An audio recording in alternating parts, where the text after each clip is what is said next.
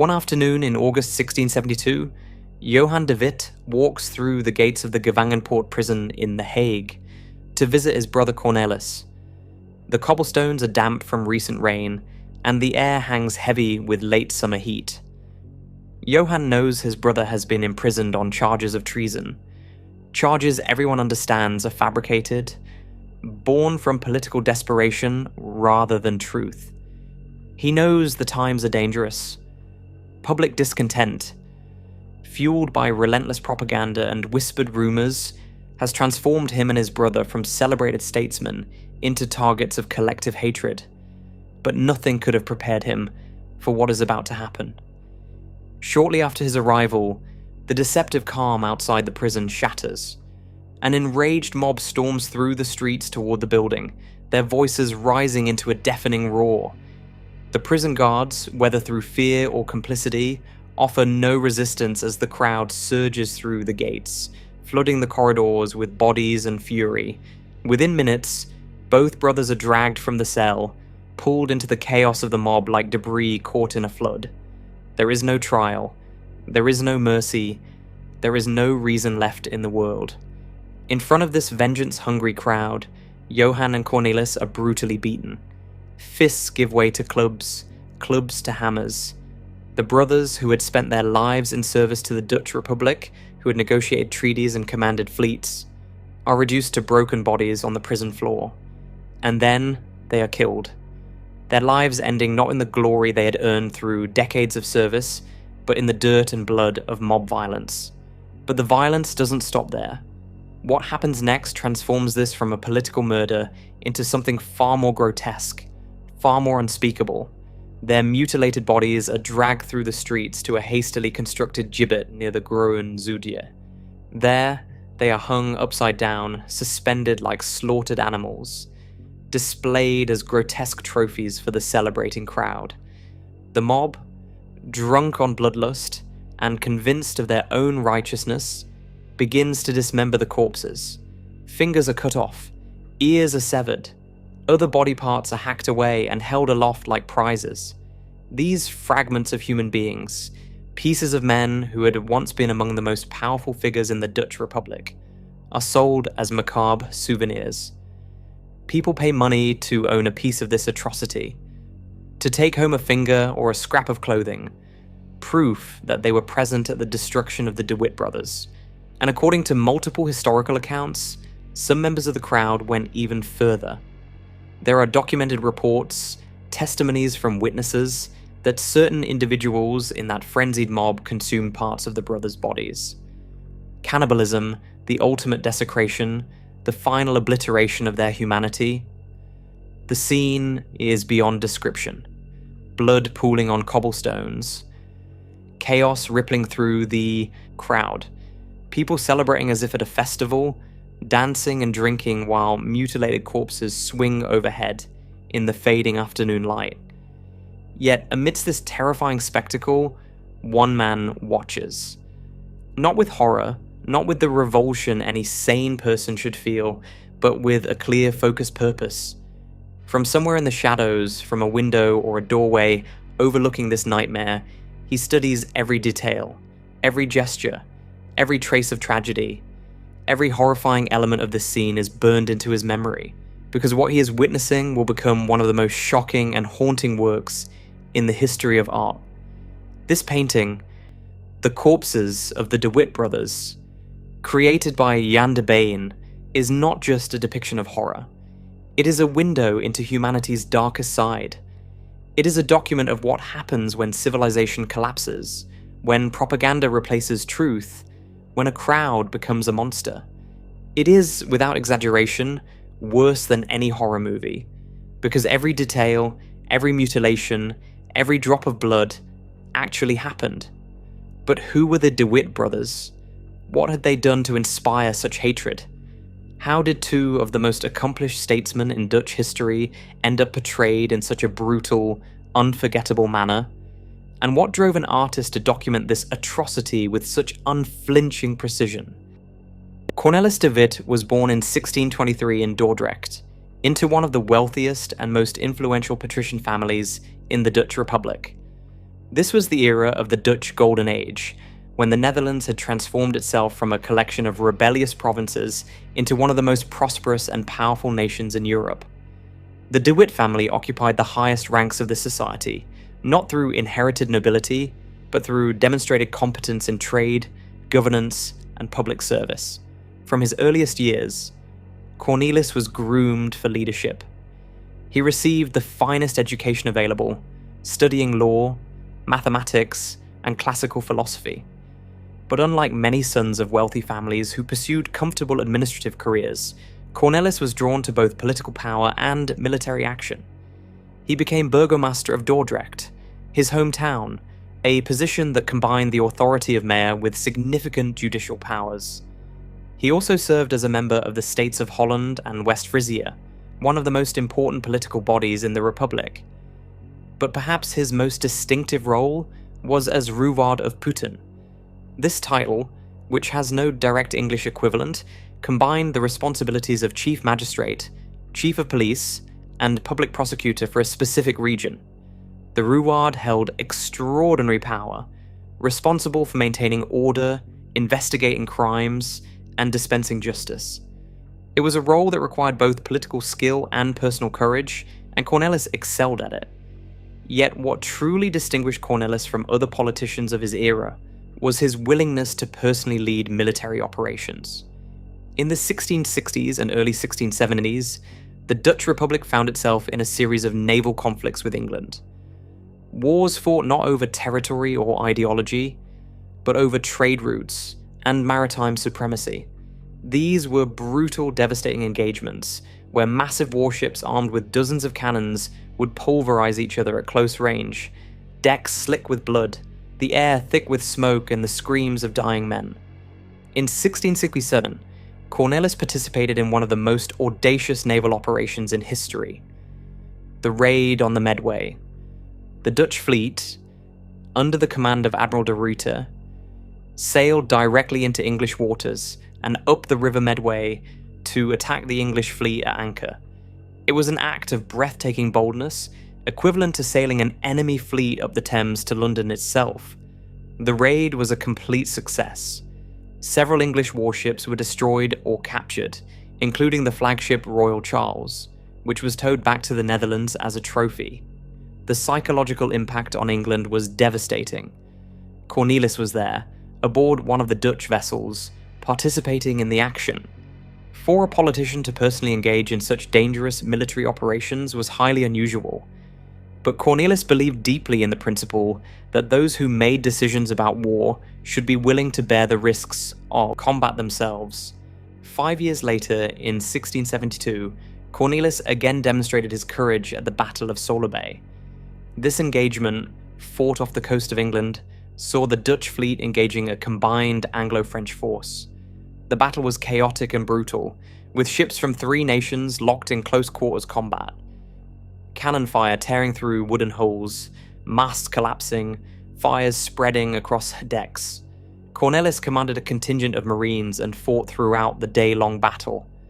Though the tactical outcome was inconclusive, the Dutch had prevented the enemy fleet from controlling the North Sea, a strategic victory that kept the Republic's maritime trade routes open. But by 1672, Cornelis's health was failing. Years of stress, the physical demands of military campaigns, and the relentless pressure of political life had taken their toll. At the same time, his political position was eroding. The Dutch Republic was nominally a republic, but it existed in constant tension with the House of Orange, which held quasi-monarchical status and commanded fanatical loyalty from significant portions of the population. Cornelis, like his brother Johann, was a staunch Republican who opposed expanding the powers of William III of Orange. This made him a target. In the summer of 1672, Cornelis was arrested on charges of plotting to assassinate William III. The accusation was absurd, fabricated by political enemies and supported by testimony extracted through torture from a barber named Willem Tichelaar. Despite being subjected to torture himself, Cornelis never confessed, because there was nothing to confess. The entire case was a political prosecution designed to eliminate a powerful opponent of the Orange faction. He was convicted anyway, not of assassination conspiracy, but of lesser charges. His sentence was exile from the Dutch Republic, permanent banishment from the country he had served his entire life, whose ships he had commanded in battle, whose cities he had governed. He was imprisoned in the Gevangenpoort in The Hague, awaiting the finalization of his exile sentence. It was there, in that prison cell, weak from torture and illness, that Cornelis would receive his final visitor, his brother Johan, who was about to make the most fatal decision of his life. If Cornelis de Witt was the warrior statesman, his younger brother Johan was the visionary architect of Dutch power.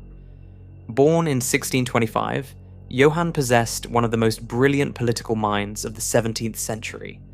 Where Cornelis commanded ships and enforced laws, Johan negotiated treaties, managed finances, and shaped the grand strategy that elevated the Dutch Republic to the status of a major European power.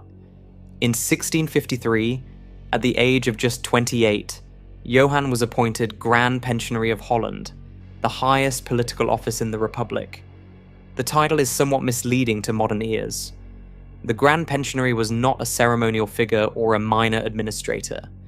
He was, in practical terms, the Prime Minister of the Dutch Republic, responsible for coordinating policy among the 7 provinces, conducting foreign relations, managing the enormous bureaucracy of the state, and overseeing the Republic's complex financial systems.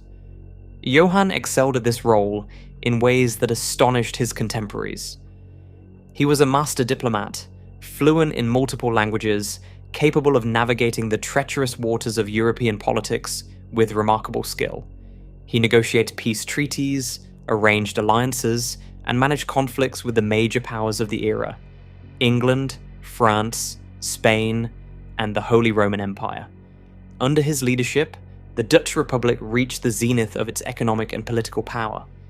But Johan was, above all else, a convinced Republican. He believed deeply that the Dutch Republic should be governed by elected representatives and professional administrators, not by hereditary monarchs or quasi-royal families. This put him in direct, irreconcilable conflict with the House of Orange. The House of Orange occupied a strange position in Dutch politics. They were not kings, but they held the title of stadtholder, a position originally conceived as a military commander and provincial administrator. Over time, the stadtholder role had accumulated quasi-monarchical powers and symbolism. The Orange family commanded fanatical popular loyalty, especially among the common people and the Calvinist clergy, who saw them as divinely appointed protectors of the nation. William III of Orange was young, ambitious, and determined to expand his power. Born in 1650, he had grown up in the shadow of the Republican regime led by Johan de Witt. The position of stadtholder had been left vacant in most provinces since 1650, a deliberate political decision by the Republican faction to prevent the concentration of power in Orange hands. William resented this deeply. He believed the stadtholdership was his birthright, and he viewed Johan de Witt as the primary obstacle to claiming what he saw as his rightful position. The conflict between Johan de Witt and William of Orange was not merely personal.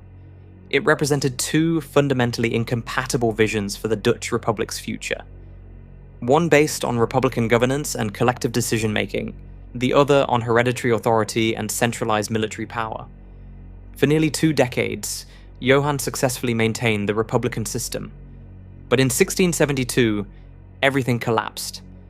The year 1672 is known in Dutch history as the Rampjaar, the disaster year, and the name is horrifyingly appropriate. In the spring of that year, France under Louis XIV invaded the Dutch Republic with an army of over 100,000 men, the largest military force Europe had seen in generations. England declared war simultaneously, attacking Dutch shipping and preparing to invade from the sea. 2 German states, Münster and Cologne, also joined the assault. The Dutch Republic faced existential destruction. The French army advanced with terrifying speed, overwhelming Dutch defences and occupying province after province. Within weeks, French forces had penetrated deep into Dutch territory, and it seemed the Republic might cease to exist entirely. The Dutch population panicked. In their fear and desperation, they looked for someone to blame, and the propaganda machine of the Orange faction provided them with a target: Johan de Witt. Pamphlets circulated throughout the country, accusing him of incompetence, corruption, even treason. The accusations were lies, but in a time of national crisis, lies spread faster than truth. The propaganda was devastatingly effective. Johan, who had devoted his entire adult life to serving the Republic, who had negotiated the peace treaties and trade agreements that made Dutch prosperity possible, was now reviled as the man responsible for the catastrophe. Mobs gathered outside his house. Threats were shouted in the streets. The careful, rational world of Republican governance was disintegrating into chaos and rage. In July 1672, Johan resigned as Grand Pensionary.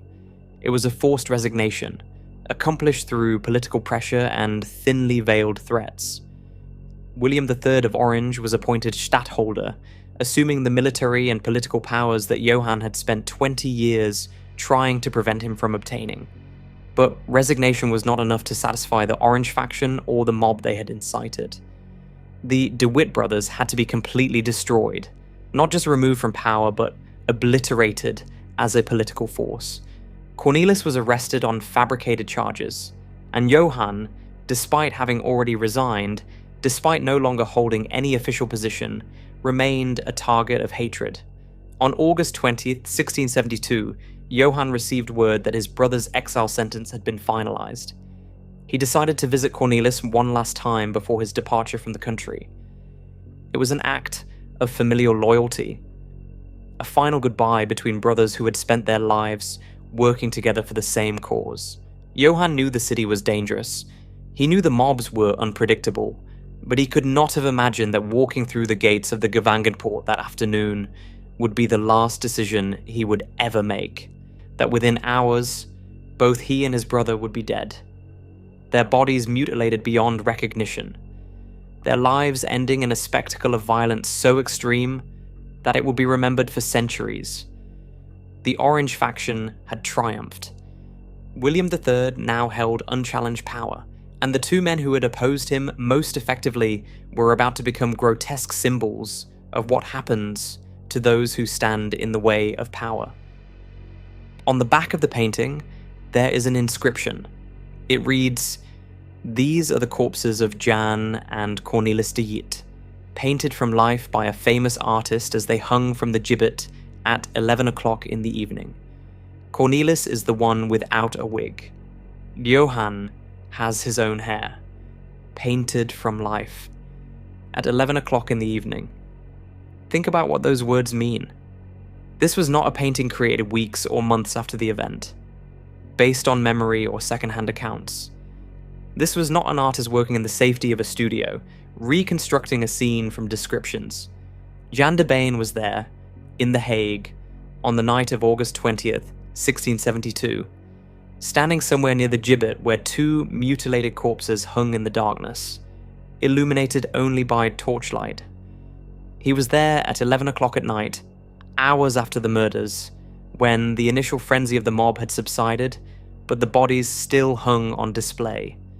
He was there with his brushes and paints, documenting what he saw with ruthless precision.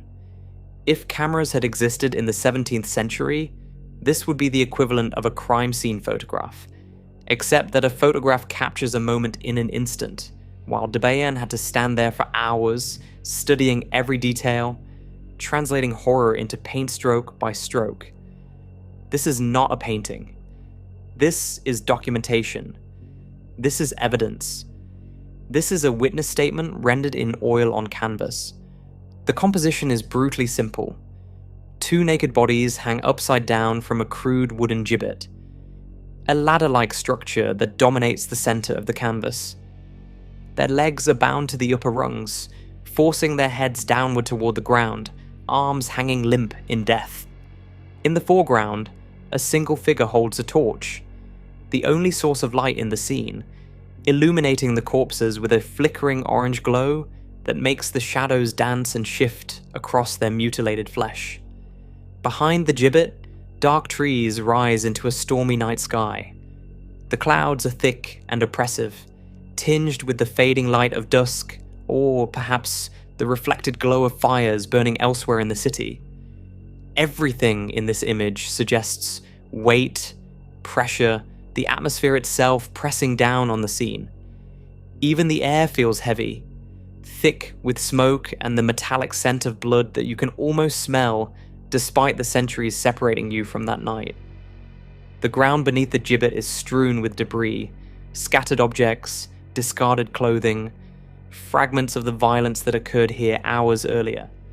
The torchbearer stands motionless, his face largely obscured, a silent witness just like the artist himself, and there in the center hang the corpses of Johan and Cornelis de Witt, two brothers who had commanded fleets, governed provinces, negotiated with kings and emperors, now reduced to broken meat hanging from a makeshift gallows in the darkness.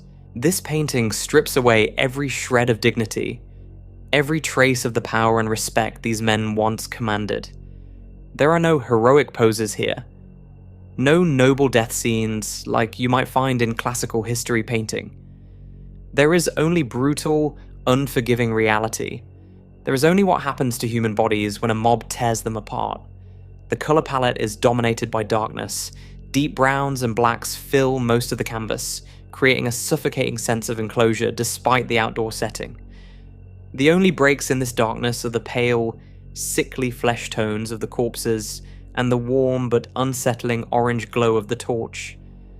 The light doesn't beautify the scene. It makes it worse, revealing details that darkness might have mercifully concealed. This is not a painting designed to inspire or uplift. This is not art created to celebrate virtue or memorialize heroism. This is something else entirely. This is a painting that forces you to confront what human beings are capable of doing to each other. This is a painting that refuses to look away, refuses to soften, refuses to make the horror more palatable. Jan de Baen stood there at 11 o'clock at night, in the shadow of that gibbet, and painted exactly what he saw. And what he saw was the end of civilization. The moment when reason collapses and the mob takes over. The moment when two of the most accomplished men in the nation are transformed into trophies for a crowd drunk on violence and propaganda. This is the corpses of the de Witt brothers. And once you see it, you cannot unsee it. One of the most striking technical achievements of this painting, and one of the elements that makes it so unnervingly effective, is the way Jan de Baen handles light. This is not the soft, diffused illumination of a studio portrait or the golden glow of an idealized biblical scene. This is harsh, flickering torchlight cutting through absolute darkness, and de Baen captures it with remarkable skill. The single torch held by the figure in the foreground serves as the only light source in the entire composition. Everything in the painting radiates outward from that flame. The light hits the corpses directly, illuminating their pale skin with an orange-yellow glow that emphasizes every contour, every wound, every horrifying detail. But the illumination is not stable. You can almost sense the flicker of the flame. The way torchlight never stays constant. The way shadows jump and shift as the fire wavers in the night air. De Baen was working in the tradition of Caravaggio and the Dutch Golden Age masters who had refined the technique of chiaroscuro, the dramatic contrast between light and dark. But where artists like Rembrandt used chiaroscuro to create psychological depth or spiritual illumination, de Baen uses it for a different purpose entirely. His light reveals rather than conceals. It exposes rather than beautifies. Every area touched by the torchlight becomes a site of documentation, forcing the viewer to see exactly what happened to these bodies. Look at how the light falls across Johan's torso. The flame illuminates his chest and stomach, areas that would normally be shadowed if the body were upright. But because he hangs inverted, the light catches surfaces that create an unnatural, disorienting effect. The ribcage becomes visible through the skin. The hollow of the abdomen, disemboweled and empty, appears as a dark void even within the illuminated area. The light doesn't just show us the body, it shows us the absence, the places where the body has been carved away.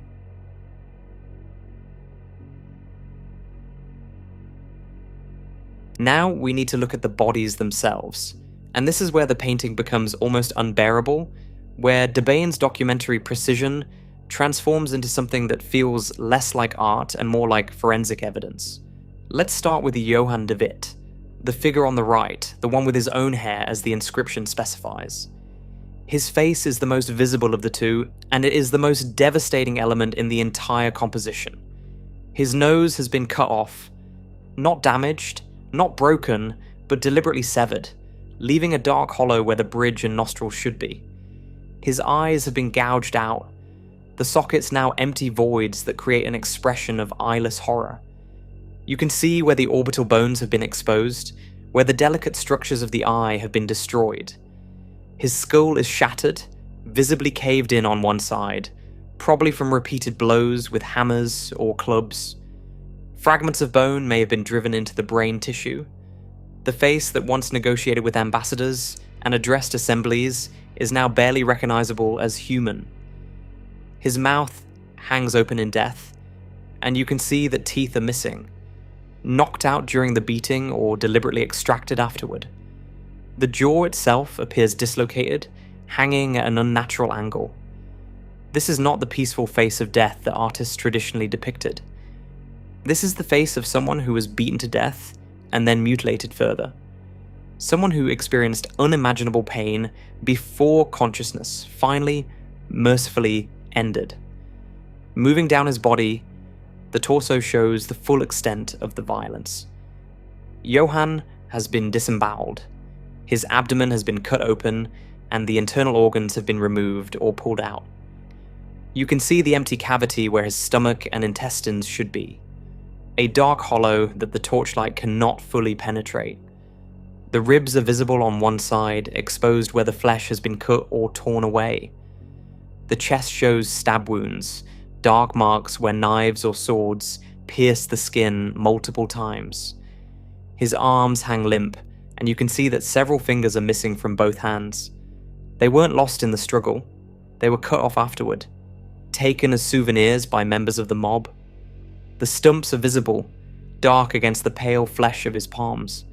His hands, which signed treaties and wrote policy documents that shaped European politics, have been reduced to mutilated appendages, incomplete and grotesque.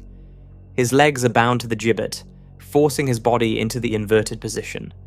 But even here, even in the extremities, the mutilation continues. Toes have been cut off. You can see the damage to his feet, the dark marks where knives carved away small pieces of flesh. But the most disturbing detail, the element that is hardest to look at and impossible to forget, is the castration. Johan de Witt has been completely castrated. His genitals have been cut away, removed entirely. All that remains is a small piece of tissue, a thin strand of tendon or ligament, hanging where his genitals should be.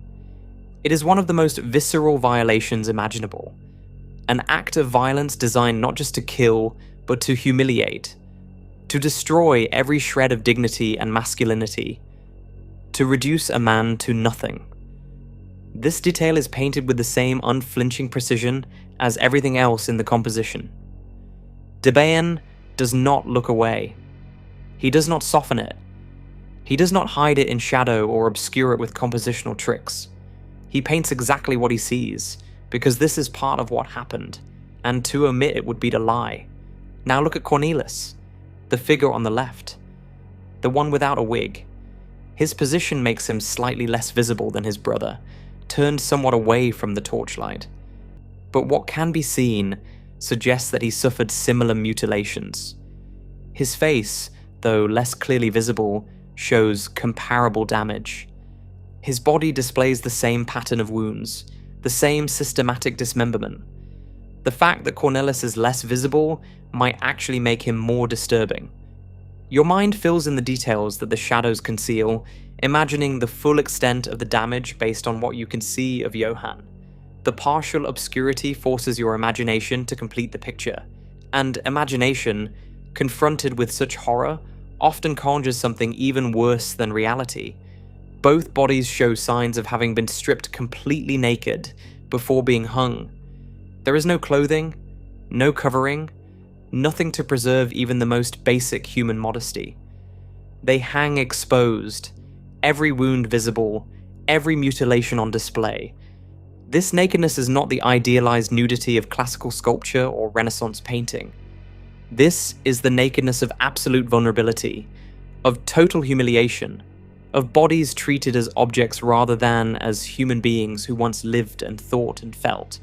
The skin tone Baen uses is pale, almost grey-white, with darker patches where blood has pooled or where bruising covers large areas. This is not the healthy pink flesh of living bodies. This is the colour of death, the pallor that comes when blood no longer circulates, when the body has become an empty vessel. The pale skin makes the dark wounds stand out even more sharply, creating a horrible pattern of light and dark across the corpses. Look at the way the bodies hang. There is no dignity in these poses. Gravity pulls everything downward toward the heads, distorting the natural proportions. Blood has drained to the upper body and head, causing swelling and discoloration. The arms dangle loosely, completely limp, fingers pointing toward the ground. Everything about these bodies communicates absolute helplessness, the complete absence of life or will or resistance. This painting is heartbreaking.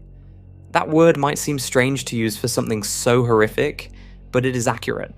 These were not monsters or criminals or enemies of humanity. These were two men who dedicated their entire lives to public service, who worked tirelessly for the Dutch Republic, who achieved remarkable things through intelligence and dedication. And this is how their lives ended.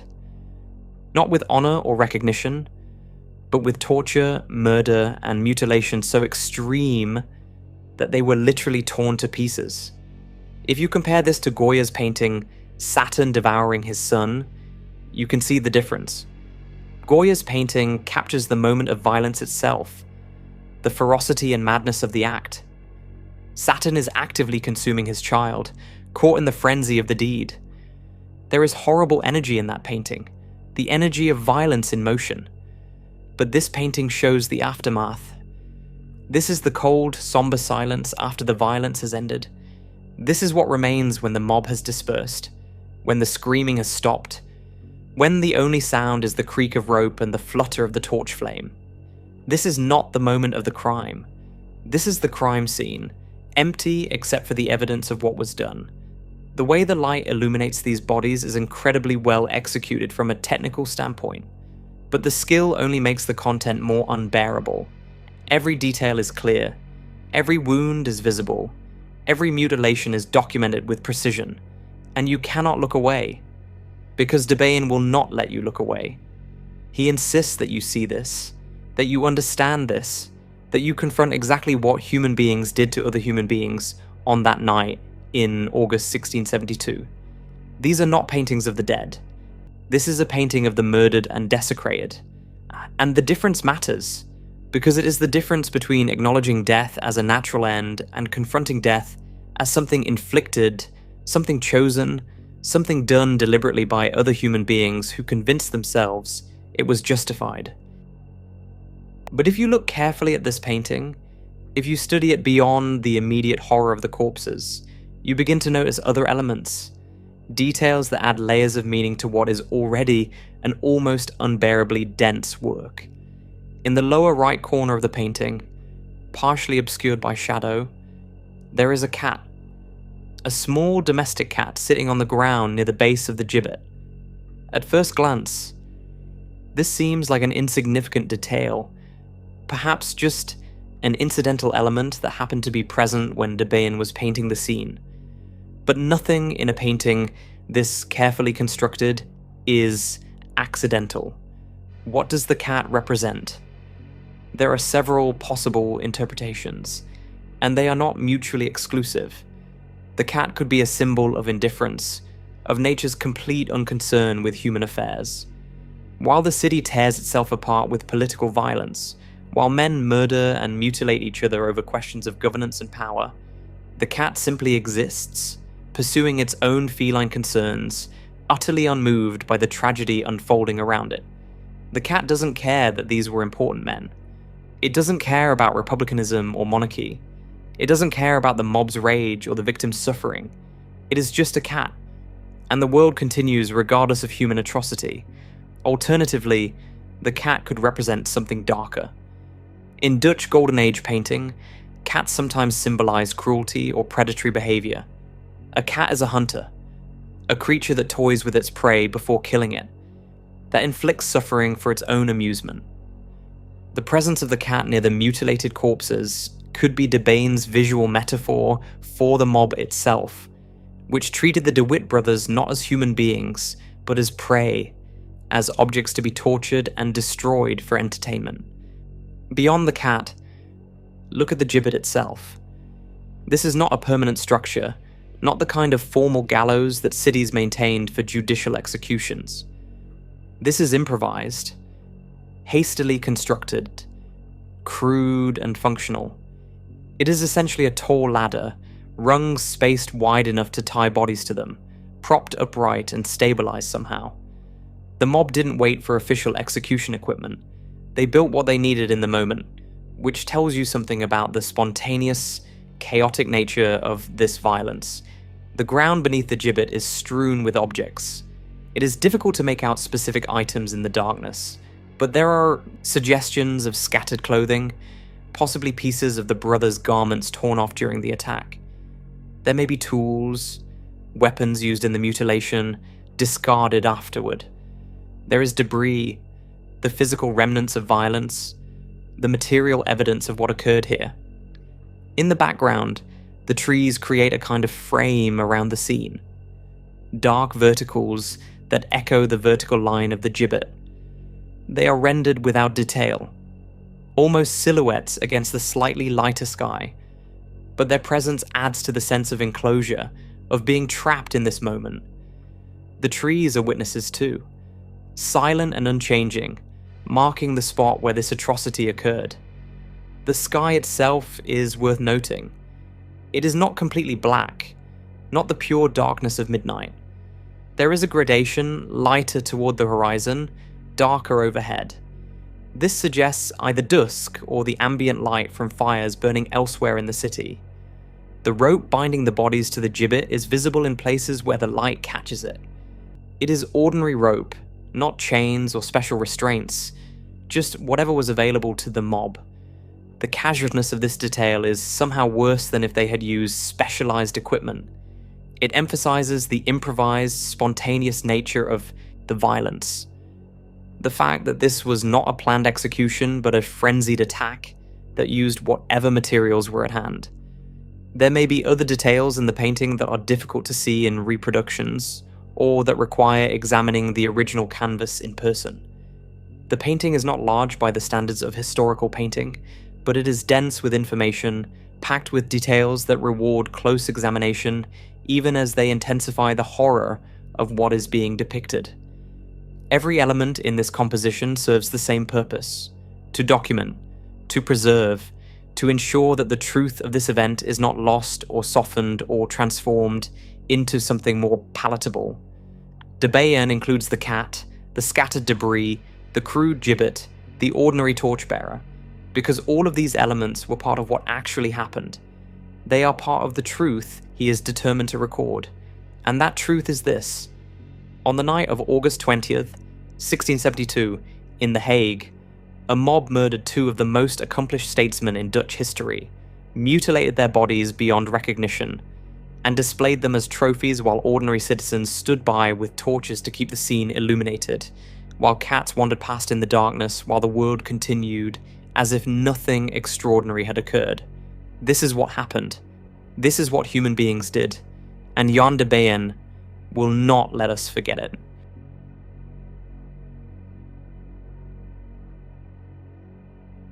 So who was Jan de Baen, the man who stood in the darkness on that August night and painted what he saw? De Baen was born in Haarlem in 1633, making him 39 years old at the time he created this painting.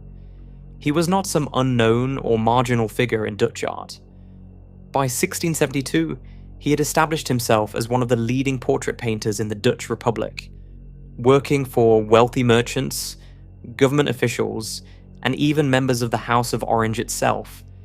He painted the powerful and the privileged, creating images that celebrated their status and preserved their likenesses for posterity. His style was firmly rooted in the traditions of Dutch Golden Age painting.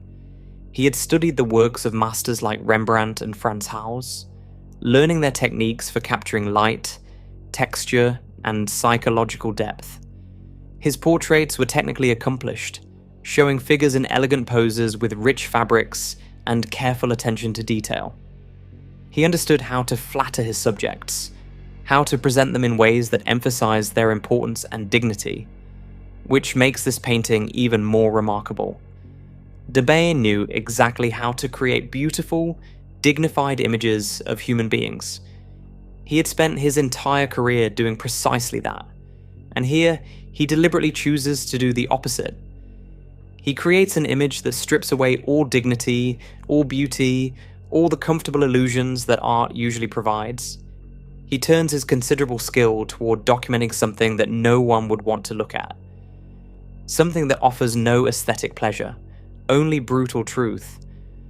Why did he do this? The most obvious answer is that De Baen knew the Witt Brothers personally. As a successful artist working in The Hague, he would have moved in the same social circles as the Republic's political elite. He may have painted portraits of them or their family members. He certainly would have encountered them at official functions, cultural events, the gatherings of the wealthy and powerful. These were not abstract historical figures to him. These were men he knew, men whose faces and voices he would have recognized. When the mob murdered them, when their bodies were hung from a gibbet and mutilated, De Baen would have felt this not as a distant political event, but as something personal. The corpses hanging in the darkness were the corpses of people he knew, and perhaps he felt a responsibility, an obligation to document what had been done to them, to create a record that could not be denied or dismissed. There is also the question of political motivation. De Baen's sympathies almost certainly lay with the Republican faction rather than the House of Orange. His professional success had come during the period when Johan de Witt was Grand Pensionary, when Republican government dominated Dutch politics. The murder of the De Witt brothers represented not just a personal tragedy, but the violent overthrow of the political system under which De Baen had prospered. By painting this scene, by documenting the horror of the mob violence with such unflinching precision, De Baen was making a political statement. He was creating evidence of what the Orange faction and their supporters had done.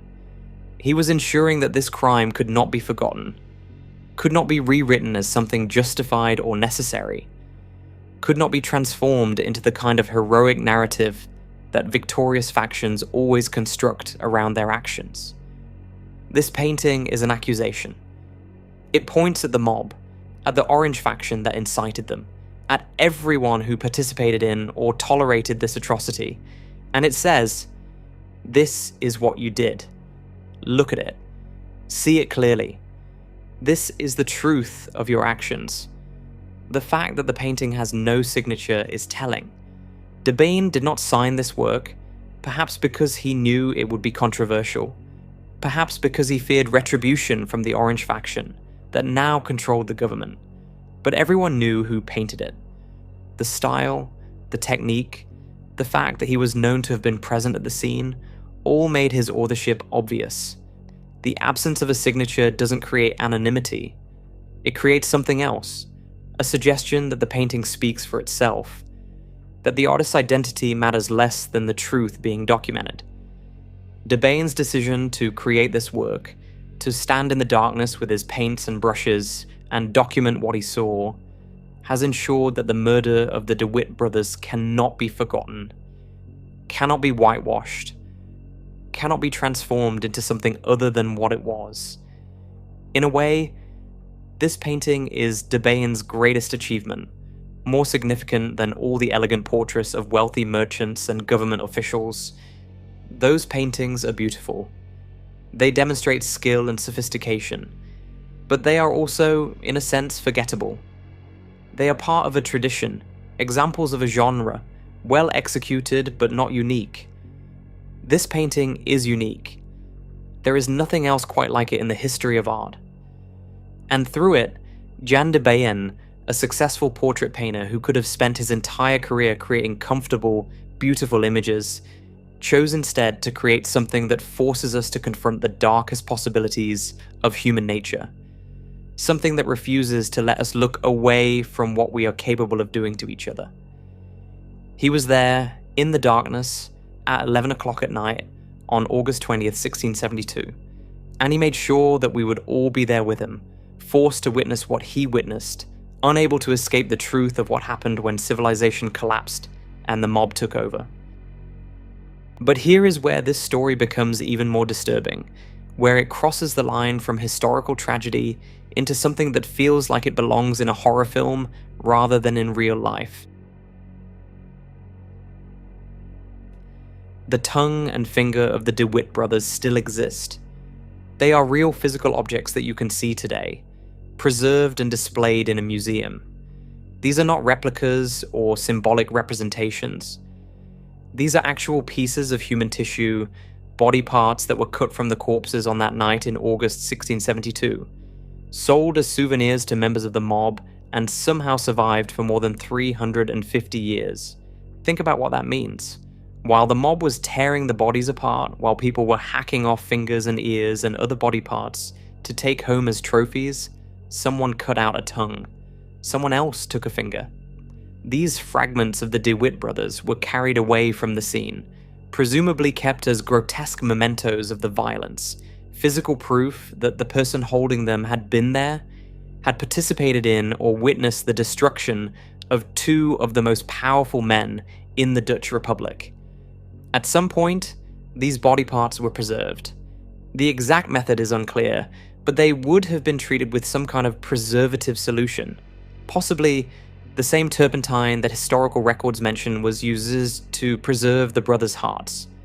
The tissue would have been dried, hardened, transformed from living flesh into something more like leather or wood, something that could survive indefinitely without decomposing. And then, somehow, these objects entered into historical collections.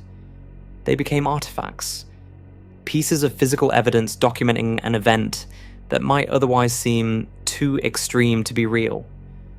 Someone, at some point, decided that these body parts had historical value, that they should be preserved not as personal souvenirs, but as public documentation of what happened. Today, they are displayed in a wooden case with glass panels, allowing viewers to see them from multiple angles. The tongue is dark brown, shriveled, barely recognizable as a human organ. It looks more like a piece of dried wood or a strange seed pod than something that once existed inside a living person's mouth, that once formed words and spoke sentences, that belonged to a man who negotiated treaties and addressed assemblies. The finger is similarly transformed by preservation and time. It is smaller than you might expect, desiccated. The nail still visible, but the flesh reduced to a hard, dark shell. This finger once signed documents that shaped European politics. It once held a pen and wrote policy that affected millions of lives. And now it sits in a display case. The tongue and finger ensure that the de Witt brothers are remembered not just as political figures who lost a power struggle, but as victims of an atrocity, as martyrs to Republican principles, as evidence of what happens when civilization fails. In a way, their deaths became more powerful than their lives, more memorable, more historically significant. Today, the corpses of the de Witt brothers hangs in the Rijksmuseum in Amsterdam, one of the largest and most important art museums in the world. The museum houses an extraordinary collection of Dutch Golden Age art, including masterpieces by Rembrandt, Vermeer, Frans Hals, and dozens of other celebrated painters. Visitors come from around the world to see the Night Watch, to admire the delicate interior scenes of Vermeer, to marvel at the technical brilliance of 17th century Dutch painting. And then they encounter this. The painting exists in a strange space within the museum's collection. It is not celebrated for its beauty because it has none. It is not praised for its uplifting message or its spiritual depth because it offers neither. It does not fit comfortably into the narrative of Dutch Golden Age achievement and prosperity that dominates most of the museum's galleries. Instead, it stands as a disruption, a reminder that the same society that produced those beautiful paintings and that remarkable prosperity was also capable of this. When you stand in front of the painting in person, the experience is different from seeing it in reproduction. The actual canvas carries a physical presence, a weight that photographs cannot fully convey. You become aware that this object existed in that moment, that the paint on this surface was applied by someone who was actually there, who actually saw what is depicted. The painting becomes a kind of portal, connecting you directly to that night in August 1672. The Rijksmuseum does not hide this painting away or minimize its disturbing content. It is displayed openly, with explanatory text that provides historical context, but does not soften the horror of what is shown. The museum treats it as what it is, a significant historical document that happens to take the form of a painting, evidence of a political crime that shaped Dutch history. But what does this painting mean? What is it trying to tell us, beyond the simple documentation of an atrocity? At its most basic level, this painting is about the consequences of political violence. It shows what happens when disagreements over governance and power escalate beyond debate and compromise into physical destruction. The De Witt brothers represented one vision for the Dutch Republic's future: a decentralized republican system governed by elected representatives and professional administrators. William III and the Orange faction represented another vision: a more centralized system with hereditary leadership and strong executive authority. These were legitimate differences of opinion, the kind of political disagreements that stable societies resolve through institutional processes, elections, negotiations, legal frameworks. But in 1672, those institutional processes collapsed. The stress of foreign invasion, the panic of imminent military defeat, the effectiveness of propaganda campaigns, all combined to create conditions where political differences could only be resolved through violence.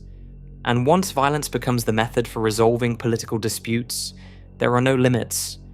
The mob that murdered the De Witt brothers did not simply kill them. That would have been enough to remove them from power, to eliminate them as political obstacles.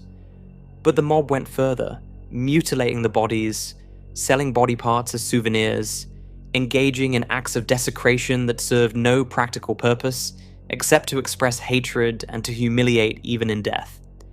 This is what the painting documents: not just murder, but the complete dehumanization of political opponents, the transformation of human beings into objects that can be destroyed without moral constraint.